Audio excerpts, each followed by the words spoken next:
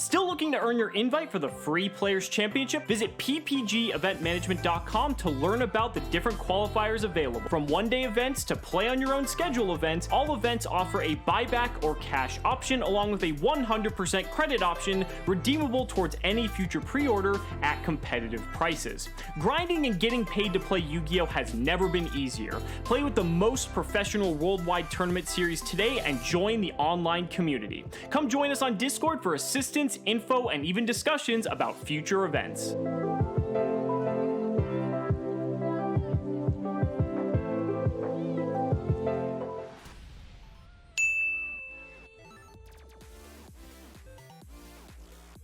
Alright guys, welcome to the PPG Players Championship, capping off the end of Season 2 and our custom ban list, the ban list where we have banned Halka Fibrax and Black Dragon and Limited Scarlet Sanguine. We are capping that off, and we are starting round 1.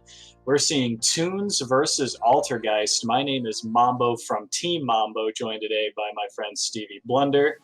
And what do you think about the new Toons support that we've gotten recently? I really love the new Toons support. I really think that it adds like an entirely new level of consistency and protection to the archetype. But in my opinion, it doesn't really raise the power ceiling of the deck too much. Like, you do have cards like Blackluster Soldier and easier ways to get to Toon Kingdom, but it's going to be really tough to get those cards out, in my opinion. Absolutely.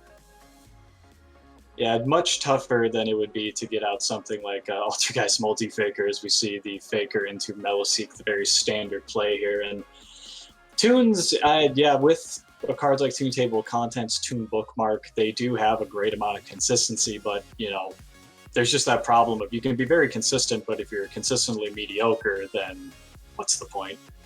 Yeah, definitely. Yeah, you could have a deck that's always opening your Toon Kingdom, Toon BLS, but like, if that's all you're ending on with no real negates, then what's really the point? Looks like the Meloseek's going to be sending the Toon Kingdom. Unfortunately, won't be able to protect it with Toon Bookmark because Meloseek does send, unfortunately. Tough matchup for sure. Meloseek, just a very powerful removal tool. Just the send text, is, as we've seen throughout the history of the game, is just very powerful. I remember even back when, what was that, Xyz Monster? I think it's number 21, Black Ship of Corn. Was a big deal because it was a targeting send and inflicted damage, which was huge back in the day. Definitely. I remember that card used to actually be used for time. Mm-hmm. It was insane. Yeah, we see a Fantastical Dragon Phantasme dropped in response to the Hexia, so most likely playing a pretty big hand trap lineup, because that's usually when we see Phantasme to try and counter a lot of the link-heavy decks, or usually just to dig into things like for Nibiru to help counter things like Adamantipator or Combo Eldritch in a different format. Yeah, definitely. I actually was surprised that there was such a significant drop-off in Phantasme in most deck lists, because you'd expect that you'd run a Phantasme in like very hand trap heavy decks, like you said, to help try and dig for more and more hand traps, like Nibiru. But as of late, like, more and more people are just trying to play like more impactful hand trap cards, like more impactful hand traps, or just blind second cards like Lightning Storm or Dark Ruler no more. And they've been just trying to really shave the Phantasme, because instead of opening Phantasme, you could just open Dark Ruler. True. Yeah, unfortunately, Phantasme does have anti-synergy with, like you mentioned, Lightning Storm, evenly matched, and permanence. There's just a lot of cards that Phantasme does not synergize particularly well, and especially in a blind second strategy like you mentioned. Yeah, definitely. Looks like he's going to be looping Marionetter with Meloseeks, and this is one of the really nasty resource loops that Altergeist can just get set up, and it's really like, at certain points you're looking at your Altergeist opponent, and when they're getting like 2 or 3 searches a turn, like at a certain point, like, you're realizing that your grip on the game is slowly slipping. Yeah, definitely. right now that set manifestation off the Marionetter. You have the multi-faker established. You have the ability to gate a spell and trap card. Meloseek just being as threatening of a card as it is in general. And now we're probably going to see a Sokatas here come down in order to help counter the Toon Blackluster Soldiers. The Blackluster Soldier is somewhat of a problem since it can't banish the Hextia or pretty much any target that is on the board right now, which Altergeist is great at looping resources. They cannot get anything back from the banish zone. I'll say it once and I'll say it again. Why is Toon Blackluster Soldier worse than the card it's based on? I will never understand that. It just Interesting makes... little tech here. Yeah, Ancient Gear Wyvern is a really interesting development because you can actually search Toon Ancient Gear Golem with it because it doesn't specify. I do like the little synergy with it here where you can search the Ancient Gear Golem, which is a perfectly fine card on itself, but it gives you the ability to have an instant level 8 fodder for the Blackluster Soldier, which makes it a little bit difficult now because if you do bounce this BLS, then you're still going to have to deal with it again as it's just going to be able to summon itself back. Yeah, definitely. Toon Ancient Gear Golem usually just being used as fodder for the Toon BLS. But when you have this... But like we said earlier, when you have this resource loop of just Silkwitness, Hextia, Marionetter, and Manifestation, I find it really difficult, in my opinion, for the Toon player to really get back in this game. But they do have the Phantasme, so it's definitely still within the realm of possibility. Yeah, definitely. Not a awful board state. It's not a great one for a Toon player, but they actually do have... They are actually generating quite a bit of threat with a lot of monsters that we're seeing on the board. Oh, is this the BLS link? It might be. I don't think Altergeist has a really clean out to this outside of maybe... Meloseek's a good one. No, it's not. It targets. Can't be targeted, yeah. That's crazy. Probably like a boosted Hextia is about it. Yeah. And the Blackluster Soldier is going to be able to banish the Hextia as well. That's not going to get a search unless it's just leave the field. No, it's sent to the graveyard. So that's going to be really nice for No Cheer Gaming. This is where you have to kind of... Now, attacking into the Hextia, I think that their plan here, if I had to make a guess, is they want to bump it up by 15. Therefore, if they go next turn, link into a Hextia, search a Marionetter, Hextia really isn't going to get any bigger than 31 in a normal scenario. Now, you could potentially boost with something like Hextia pointing to, what is the link 3? Prime Banshee? Yeah. But even then, I think you're still just a touch shy of 45, so this BLS might be able to just sit here and win the entire game. Yeah, definitely. It's surprising how, it's surprising how little decks can out not Toon BLS, just a Blackluster Soldier, a Soldier of Chaos when it's got that protection effect. Because you read at first and you think that it's not that deep a level of protection, but then you're looking at the amount of meta decks that are out there, and you're like, I see, I can't out this card.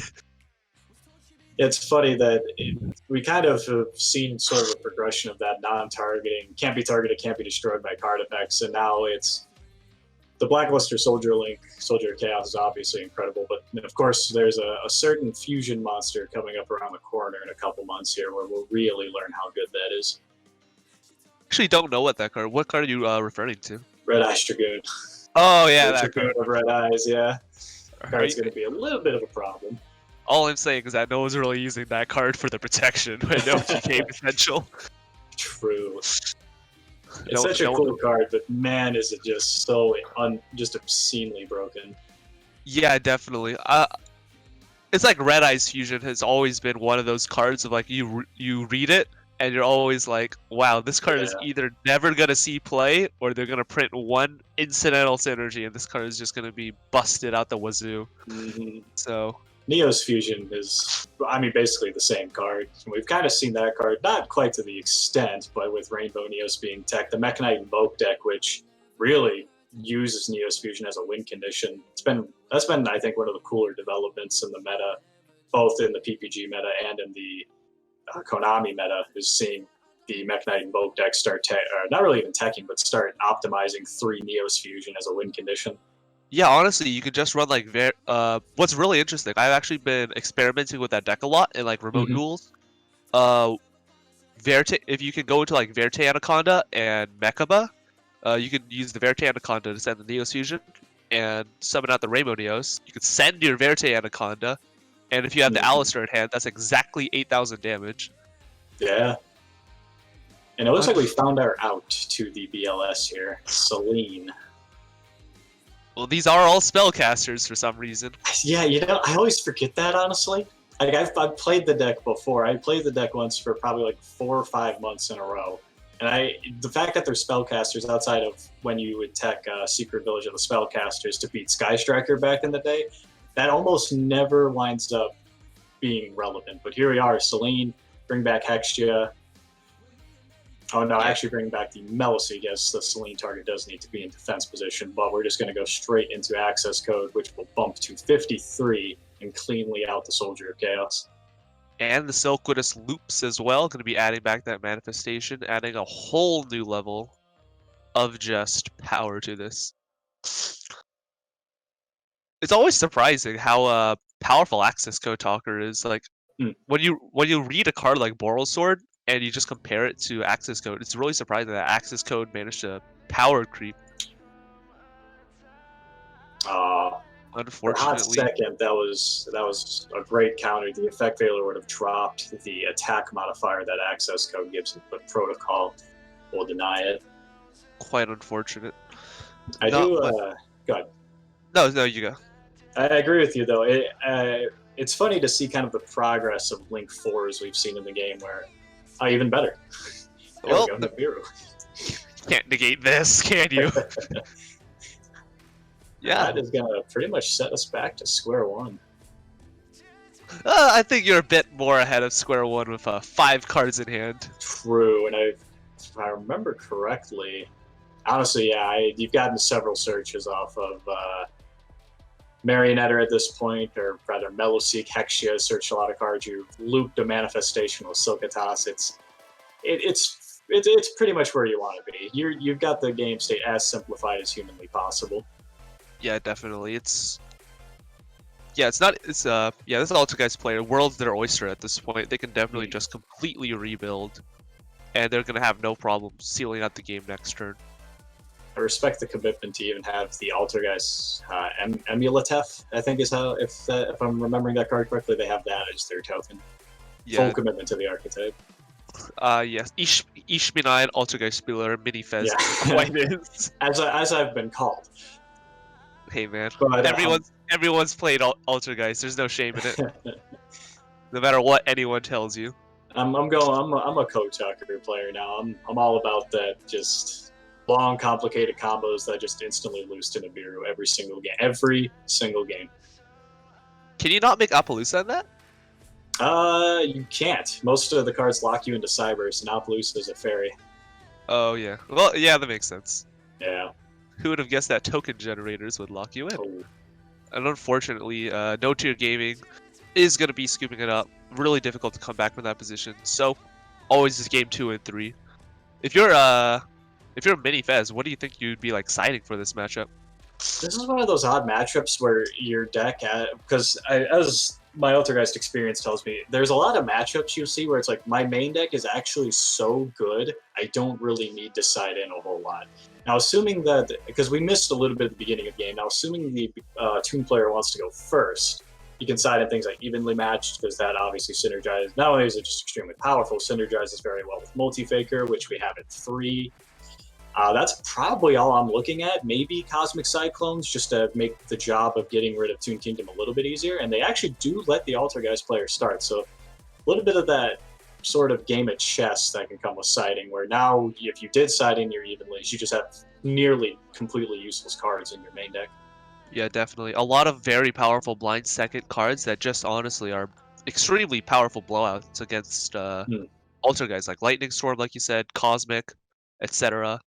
Yeah. It's if he sees one of those cards and Mini Fez isn't able to open up too well, then Notre Dame is going to have a really good chance for a game 3.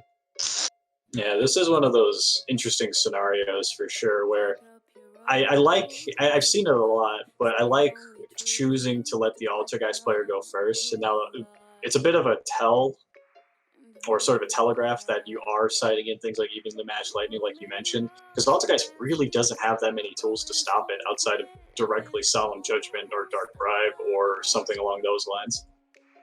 Yeah, definitely. Looks like standby phase. We might see a protocol come down. Yep, protocol. Gonna be shuffling back our favorite normal summon in Altergeist Silpinus. Likely gonna be grabbing the multi-faker. Very powerful spoofing target for sure. But Multi-faker's text is quite impressive, so they would be able to summon them, and they will. Yeah, but with no cards in hand, he wouldn't have to really worry too much about any stray Ash Blossoms or Nibiru's coming down. All he's got to play around is three back row and a bounce. But if he's got any of those blowout blind second cards, like we said earlier, then he's going to be in a really nice position. Yeah, this is where, and we are seeing in the game chat here, move to battle phase. We are going to see an evenly matched here, most likely. What are you talking about? End of battle phase. Arrows. Looks like the evenly match is going to come down. Will we see a judgment? I'd be shocked if they committed their entire hand without some sort of protection to a judgment or an evenly match in this case. Take a little bit of time. Wow. Ooh, that's a 6 for 1. 1, 2, 3. Yeah, it's. Man. It's 5. And I think you gotta. I mean, obviously. I mean, you get a little bit of a buffer. You're up a game, but I feel like you really gotta be mindful of the fact that your opponent said you can go first. You gotta.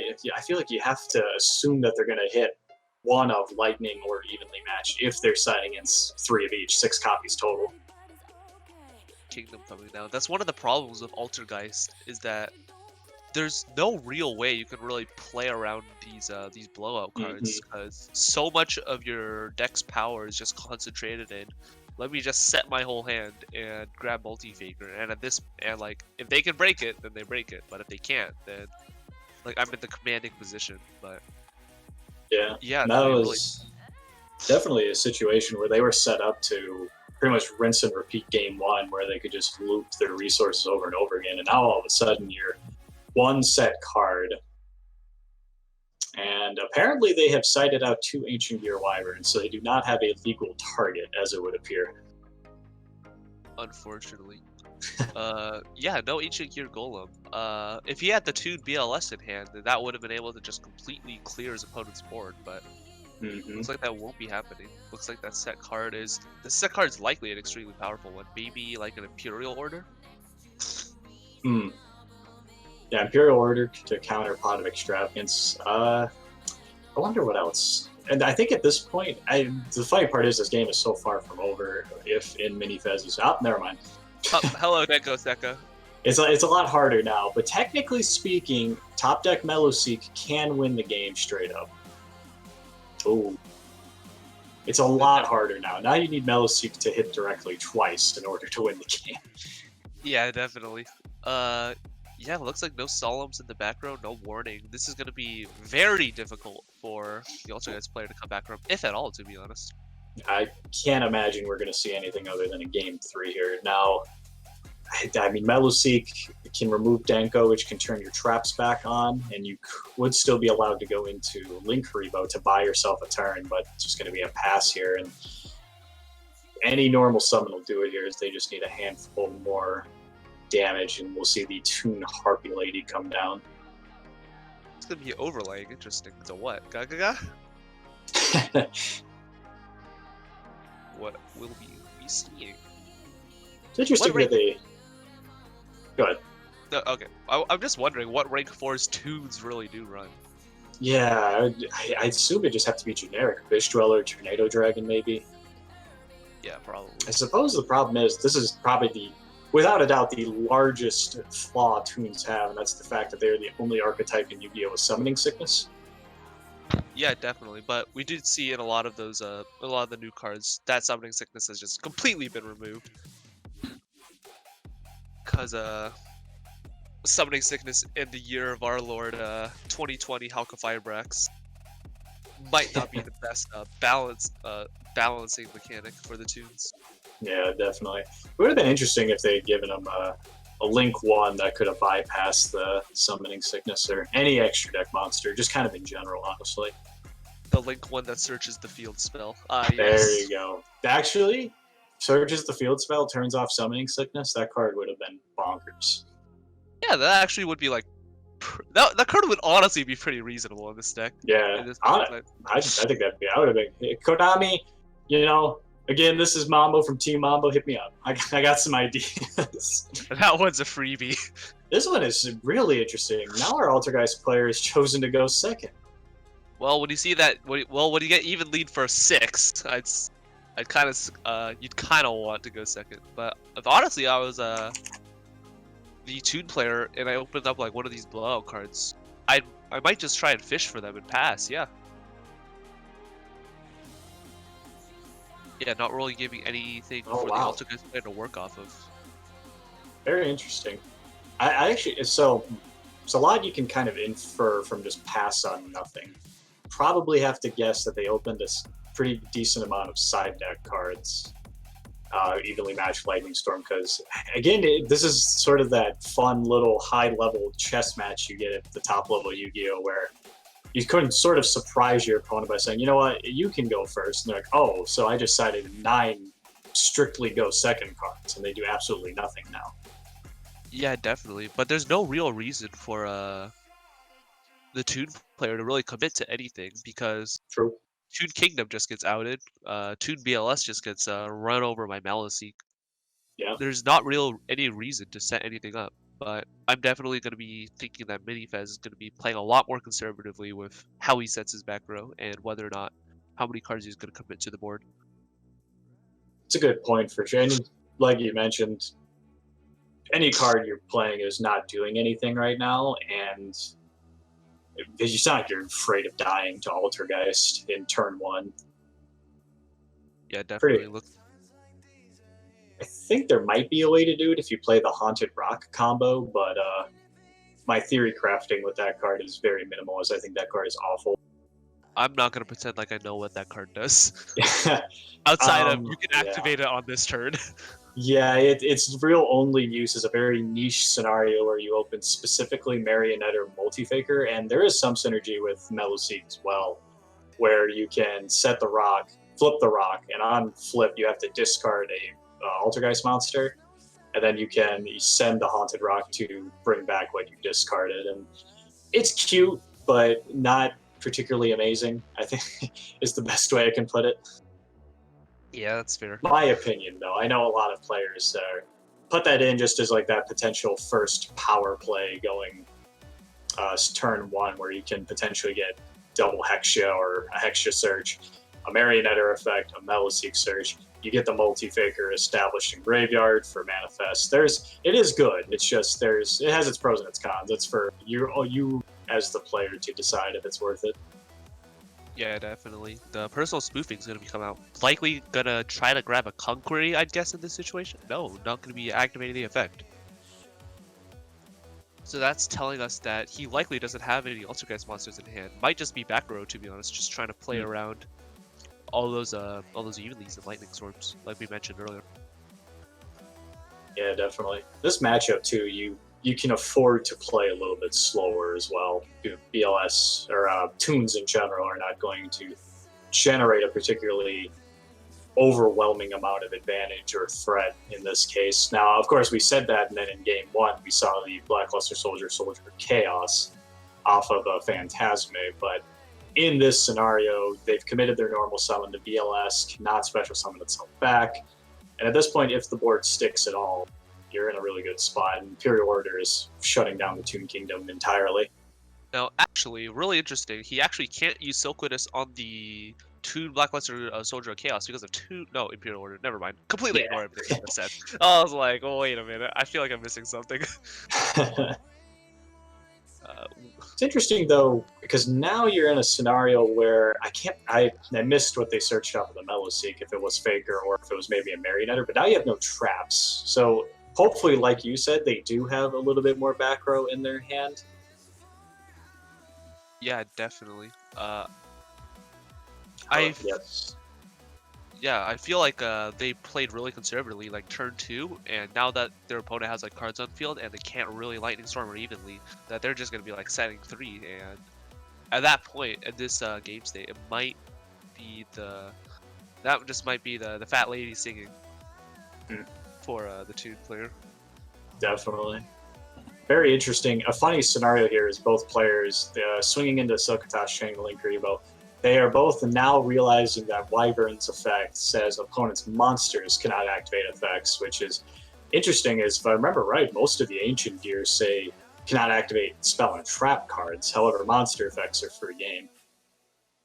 Yeah, well, you got to play around those mirror forces. Yeah. Well, There you go. yeah, Marionetter is going to be able to grab your protocol, and at that point, it's going to be virtually impossible to come back from. Not trying to cast any doubt on the Toon player, but For sure. Altergeist, once they get the ball rolling, it's going to be extremely difficult for them to come back from any deck, to be honest. Yeah, and at this point, you have that nice little switch and that little swap meet between Marionetter and Meloseek to just generate a lot of advantage and slowly pick away your opponent's cards. You also have spoofing, so I suppose maybe I was overreacting a bit, like, oh man, how are they going to get traps? But at this point, you now have exactly the loop you're looking for. You don't need to prioritize getting rid of the Toon Kingdom either, since Imperial Order is going to be up quite a few more turns. You have enough time here to where you only need 2 or 1 turn to really stun your opponent, and you can really pop off with Altergeist. But to be honest, there even if they didn't have Imperial Order, there wouldn't be any real rush to try and get rid of it. You have so many outs to all of the Toon cards in just like Hextia, to be honest, and you could honestly just like run them over. Yeah, there's no real rush, but just that Imperial Order is definitely going to be like that huge nail in the coffin. Yeah, one of the, without a doubt, the strongest thing about Toons is their ability to search with things like Toon Table of Contents and Bookmark. And now they're completely out of that, so they have to rely strictly on their monsters. And the only one we know for a fact that they have is that Blackluster Soldier. Really? Even if a Toon Ancient Gear, not a Toon Ancient Gear Wyvern, but just an Ancient Gear Wyvern in general tries to come out, that's just gonna meet a protocol negate and net the Altergeist player just an additional search, and end phase manifestation loops with Silquidus is gonna be very rough, especially with the multi-faker in hand. That's gonna just accumulate more and more resources. Yeah, and this is where the Altergeist deck shines. It's just so oppressive. Once it gets ahead and you have established all your loops and you have your spoofing and everything just going off, it's just absolutely dominating. There's nothing that you can do in this particular scenario. We're just going to see Meloseek, Multi-Figure, Silkatash, there's a Marionetter in hand, spoofing will be turned on, Imperial Order is established, Link Rebo's down. This might even just be game if they can. Now, the Link Rebo might be throwing them off a bit, but then again, you still have access. We've seen access code Talker in the deck. It's tough. But it's definitely within the realm of like reasonability that the Altergeist player can definitely OTK. Like you said, he's got all those powerful options. He shouldn't be too afraid of overcommitting anything, to be honest. Like, he does know his opponent's playing Nibiru, but even if you do get Nibiru as Altergeist, like, all you do is really like lose 1 access code. True. And then you can just go back to like looping Silk and Multi-Faker. Yeah. We started talking about it earlier, but I kind of wanted to get back to it as we will now see the Altergeist player do whatever they darn well please. The Link 4s that we've seen in kind of the history of the game we were talking about. And it's funny to see how it started out with Firewall Dragon and the mess that put us in. Went to Borreload and then into Sword and kind of the mess that has forever been causing. Now we're seeing Access Code Talker as well as just such a generic card, because when you compare it to things like Crusadia, Mekk-Knight Avermax, or Sword, you just need 2 monsters. Yeah, honestly, Link 4s in this game have never really been bad. I can't think of like a single like terrible Link 4, except maybe like ones that like aren't really in archetype, or like even the in archetype ones, like they're not horrible. But yeah, because I don't know why the first one that comes to my mind is that Goki. Is it Power Ogre that has the power load effect? Ogre. Yeah. Yeah, let's just make it a towers. It's fine. I forgot about Gumblar, Unchained Abomination, Saha. Dual Link Dragon, the best Link form. I will never understand why that card exists. Yeah, no kidding. Apolloose is another one we forgot about. That's just Link 4 is just incredible. Yeah, definitely. Looks like this might be just short of game unless he's got the manifestation set and you could just get in for that last clip. No, unfortunately not. Yeah. But I mean, you're in no real rush. I wouldn't be too worried. Looking at I mean, this is just where you want to be. You're in your own little Altergeist world, cruising through the internet, like that one Fairly Odd Parents episode. You have 5 cards in hand, 5 back row, Imperial Orders on spoofing. You're chilling. You can kick back. You don't have to even worry about Evenly or Lightning Storms. That Toon Kingdom just sitting there as just a garnet, really. Yeah, as a wise man once said, if you summon Altergeist Hextia, you've got game. 3 spells in hand. Really unfortunate for the Toon player. Looks like they're likely going to be scooping it up here. Yep, and no tier gaming. Unfortunately, could not clutch it out game 3, not really being able to see too many side cards, and the Altergeist player showing really how well they're going to be playing while they're playing around it. Torrential in the main. Interesting. See, there's been a lot of different preferences between Torrential, Compulse, and even Solemn Strike, but I feel like Torrential I've been seeing in most lists. I'm really surprised that Torrential has been seeing a lot of play. I remember I used to run that in like my first deck. I didn't own Impermanences. And I'm like, yeah, let's put in Torrential. That card's okay. And then I got hand looped for 6 by Gumblar. As it is. All right, guys, we're going to go to a quick commercial break. I do want to point out, as people have pointed out in chat, yes, they were not allowed to flip. There can be only one after Denko Sekka was normal summon due to the continuous effect of Denko.